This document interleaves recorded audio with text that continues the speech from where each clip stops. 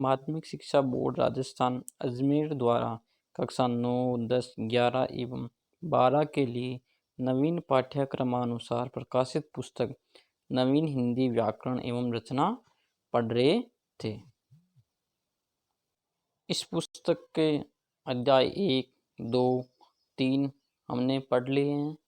अब अध्याय 4 जिसमें लिंग टॉपिक हमने पूरा कर लिया है आज, और वचन भी पूरा कर लिया। आज हम कारक के बारे में पढ़ेंगे। कारक परिभाषा। कारक शब्द का शाब्दिक अर्थ होता है करने वाला, किंतु व्याकरण में यह एक पारिभाषिक शब्द है।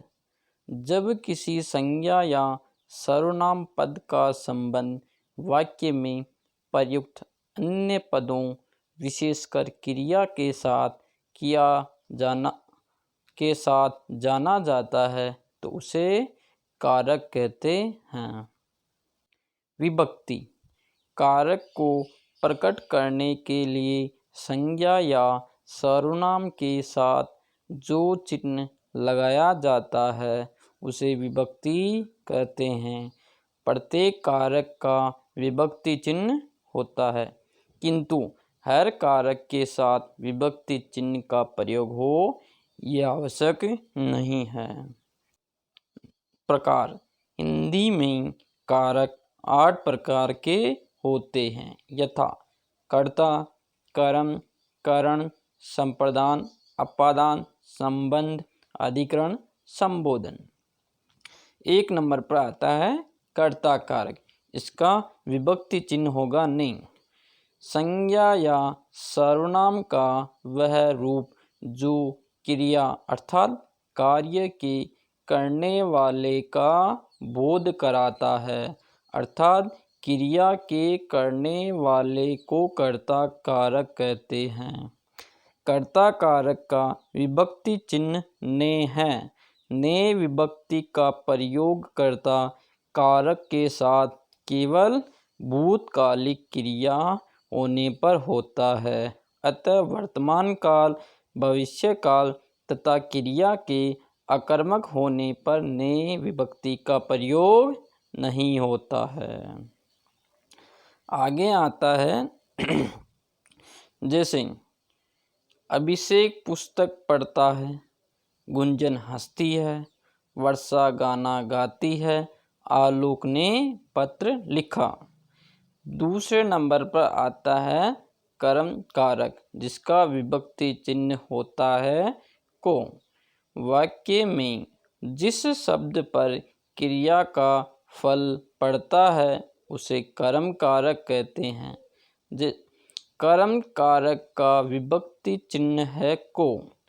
कर्म कारक शब्द सजीव हो तो उसके साथ को विभक्ति लगती है, निर्जीव कर्म कारक के साथ नहीं। जैसे राम ने रावण को मारा, तो यहाँ पर क्या है, रावण सजीव है इसलिए को विभक्ति है। लेकिन अगले वाक्य में देखें कि नंदू दूध पीता है, तो यहाँ पर दूध क्या है, निर्जीव है, इसलिए यहाँ पर को विभक्ति का प्रयोग नहीं होगा।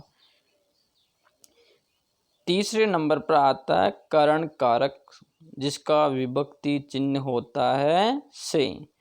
वाक्य में कर्ता जिस साधन या माध्यम से क्रिया करता है, अर्थात क्रिया के साधन को करण कारक कहते हैं। करण कारक का विभक्ति चिन्ह से है। जैसे ज्योत्सना चाकू से सब्जी काटती है, तो यहाँ पर चाकू से तो चाकू करण कारक हो गया। इसी प्रकार मैं पेन से लिखता हूँ, तो यहाँ पर पेन क्या हो गया, करण कारक हो गया। चौथे नंबर पर आता है संप्रदान कारक। इसके लिए के लिए को के वास्ते विभक्ति चिन्ह प्रयुक्त होते हैं। संप्रदान शब्द का अर्थ है देना। वाक्य में कर्ता जिसे कुछ देता है अथवा जिसके लिए क्रिया करता है उसे संप्रदान कारक कहते हैं। संप्रदान कारक का विभक्ति चिन्ह के लिए है, किंतु जब क्रिया द्विकर्मी हो तथा देने के अर्थ में प्रयुक्त हो तो वहाँ को विभक्ति भी प्रयुक्त होती है। जैसे आलोक माँ के लिए दवाई लाया, मीनाक्षी ने कविता को पुस्तक दी है। इस प्रकार यहाँ पर माँ और कविता क्या है, संप्रदान कारक हैं। अतः द्वितीय वाक्य में कविता संप्रदान कारक होगा क्योंकि दी गई क्रिया द्विकर्मी है। तीसरे नंबर पर देखते हैं कि भिखारी को भीख दो, तो यहाँ को शब्द के लिए अर्थ में आया है। 5 नंबर पर आता है अपादान कारक, से पृथक या से अलग। वाक्य में जब किसी संज्ञा या सर्वनाम के जिस रूप से एक वस्तु या व्यक्ति का दूसरी वस्तु या व्यक्ति से अलग होने या तुलना करने के भाव का बोध होता है, जिससे अलग हो या जिससे तुलना की जाए उसे अपादान कारक कहते हैं। इसकी विभक्ति भी से है, किंतु यहाँ से पृथक या अलग का बोध कराता है। जैसे पेड़ से पत्ता गिरता है, कविता सविता से अच्छा गाती है। आगे आता है संबंध कारक। इसका कारक चिन्ह होगा का, की, के, रा, री, रे, ना, नी, ने। जब वाक्य में किसी संज्ञा या सर्वनाम का अन्य किसी संज्ञा या सर्वनाम से संबंध हो, जिससे संबंध हो उसे संबंध कारक कहते हैं।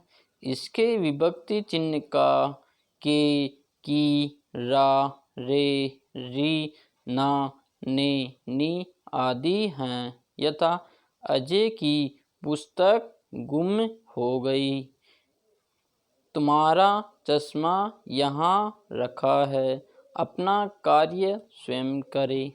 अधिकरण कारक में, पर, पे।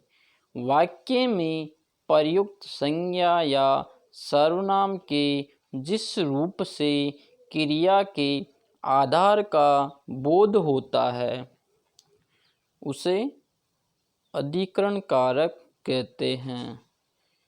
इसके विभक्ति चिन्ह में पे, पर है। जैसे पक्षी आकाश में उड़ रहे हैं, तो यहाँ आकाश क्या है, अधिकरण है। मेज पर पुस्तक पड़ी है, तो यहाँ मेज क्या है, अधिकरण कारक है। संबोधन कारक, हे, ओ, अरे। वाक्य में जब किसी संज्ञा या सर्वनाम को पुकारा या बुलाया जाता है, अर्थात जिसे संबोधित किया जाए, उसे संबोधन कारक कहते हैं। संबोधन कारक के विभक्ति चिन्ह हैं हे, ओ, अरे। संबोधन कारक के बाद संबोधन चिन्ह या अल्प विराम लगाया जाता है। जैसे हे प्रभु रक्षा करो, अरे मोहन यहाँ आओ। विशेष सर्वनाम में कारक 7 ही होते हैं, इसका संबोधन कारक नहीं होता है, लेकिन संज्ञा में 8 कारक होते हैं। धन्यवाद।